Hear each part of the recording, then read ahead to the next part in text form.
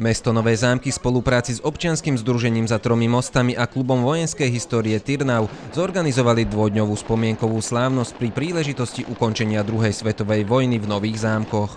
Táto akcia vznikla dosť spontánne, pretože mám priateľov z občianskeho združenia klubov histórie vojenskej, tak sme to dali, tak dá sa povedať, ten scenár tak narýchlo, ale v podstate bude ukážka bojovej techniky, budú tu improvizované boje medzi Červenou armádou a Wehrmachtom nemeckým, kde od kostola budú útočiť sovietské vojska a pred Domom kultúry bude nemecký kryt. Takým prvotným cieľom a vôbec účelom tohoto občianskeho združenia je jednak pripomenúť si nejakým spôsobom, oživiť tú históriu a vlastne nejakým spôsobom vzdať pamiatku tým obetiam, ktorých, ako vieme, v Nových Zámkoch bolo vôbec v strednej Európe najviac ako čo do počtu obetí bombardovania.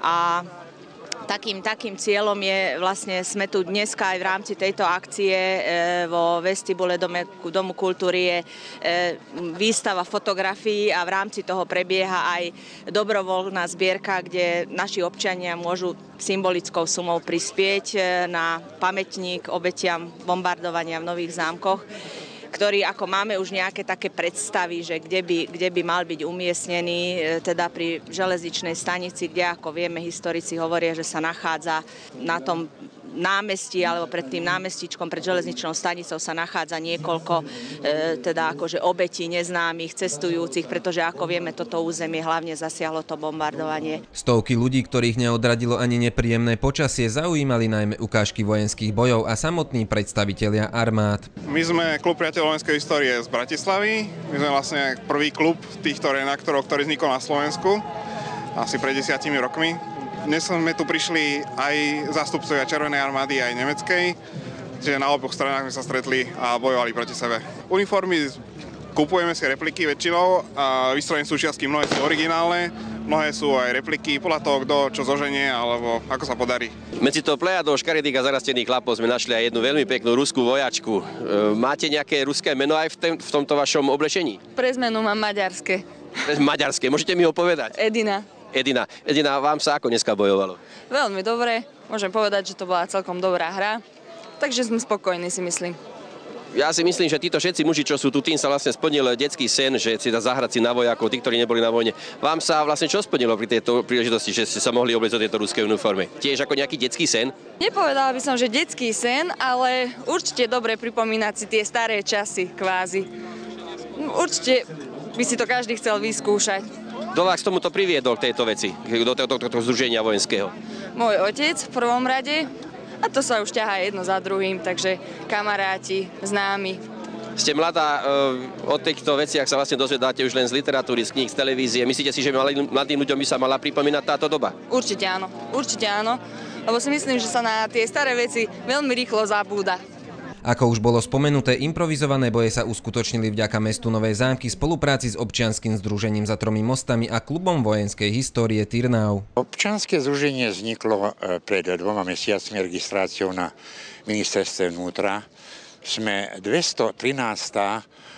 organizácia Nových Zámkov, ktorá má dosť široký záber aktivít, teda od historických dokumentov, zbieranie histografie z našej oblasti, regiónu Ňangar-Híd, železničného uzla, až trebárs po križovatku na Šurianskej, kruhový objazd na Šurianskej a Povazskej ulici. Naše občianske združenie Klub vojenskej histórie Golian z Banskej Bystrice.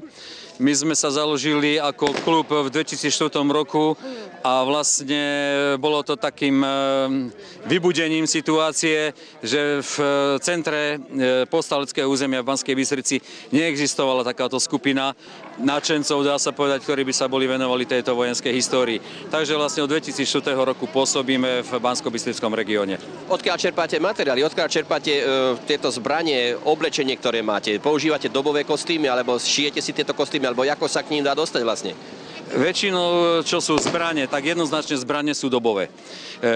Všetky, ktoré sú, tak sú sú signované najpozdejšie do toho roku 45, pretože na takýchto akciách chodí hodne ľudí, ktorí sa vojenskou históriou zaoberajú a dosť sme potom potrebovaní kritike, keď si pozrú zbraň a zistia, že je to povedzme zbraň už z 50. rokov. Takže musíme si dávať veľký pozor na to, aby to boli skutočné zbrane adekvátne tomu obdobiu, ktoré robíme. Čo sa týka uniformiem a výstroje, uniformy sú aj originálne, ale väčšinou už sú šité repliky, pretože tie originály sú niekedy tak drahé, že si ich nemôžeme dovoliť zničiť, roztrhnúť alebo zašpiniť, takže väčšinou ich máme doma ako v našich zbierkach a už na tieto ukážky používame väčšinou šité veci. Čo sú súčiastky, výstroje, kadejaké, tak tie sa zháňajú na burzách, alebo ešte sa dajú zohnať aj originály priamo niekde z archívov. Sme už viac ako 50 rokov vlastne po týchto bojoch, skoro už 60, viac ako 60 rokov. Tá história týchto celých bojov sa vždy odvíja od tej strany, na ktorej strane sme teraz vlastne. Ako vy čerpáte tie materiály, alebo odkiaľ čerpáte materiály? Väčšinou naše informácie zháňame z dobových archívnych materiálov. My máme tú výhodu, že vlastne máme spoluprácu s Múzeum SMP v Banskej Bystrici, takže keď ideme na nejakú takúto akciu, kde pripravujeme ukážku, vždy si dopredu naštudujeme tú udalosť, ktorá sa viaže k tomu dátumu alebo k tomu obdobiu, ktoré ideme predstavovať. A z ďalších materiálov, ktoré máme, to znamená z dobových kroník, s rozhovormi s priamými účastníkmi, ktorí ešte našťastie niektorí žijú, takže nám vedia poskytnúť materiály, dá sa povedať, z pravej ruky.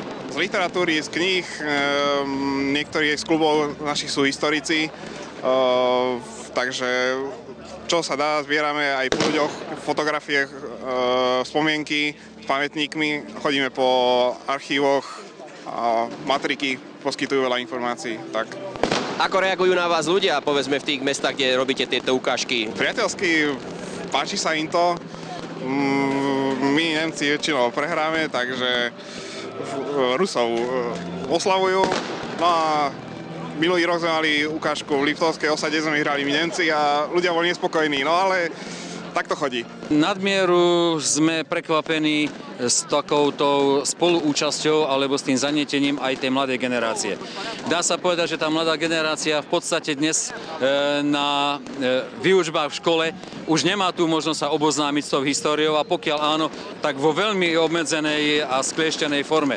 Skutočne tie silaby alebo tie učebné osnovy, ktoré sú teraz v dejepise, sú veľmi malé a tá generácia sa viac menej dozvedá o tých udalostiach buď prostredníctvom nás, keď chodíme v rámci rozšírenej výchovy priamo na školy, alebo potom pri takýchto akciách, že keď sa skončí ukážka, tak sa potom s nami rozprávajú a vlastne my im hovoríme o tej udalosti, to, čo vlastne máme naštudované. Keďže malo na organizácii svoj podiel i mesto, na udalosti, ktoré sa stali pred 66 rokmi, sa prišiel pozrieť i primátor mesta Nové Zámky.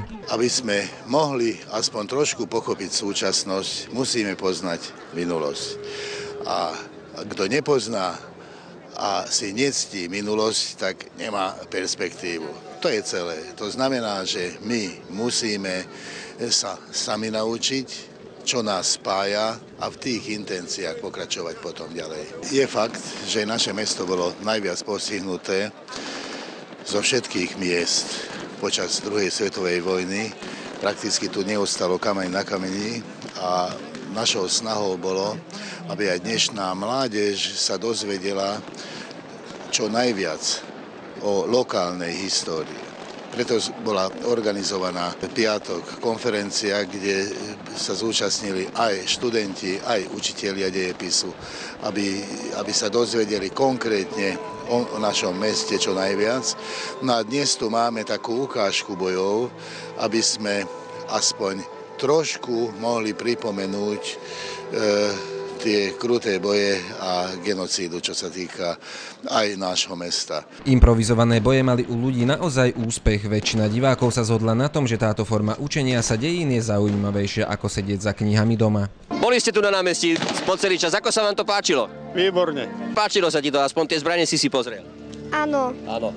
A myslíš si, že bolo by dobré aj na budúci rok takéto niečo zorganizovať? Áno. Myslíte si, že mesto by malo robiť viac takýchto akcií, aby sa ľudia zoznámili s históriou mesta? Malo by to byť.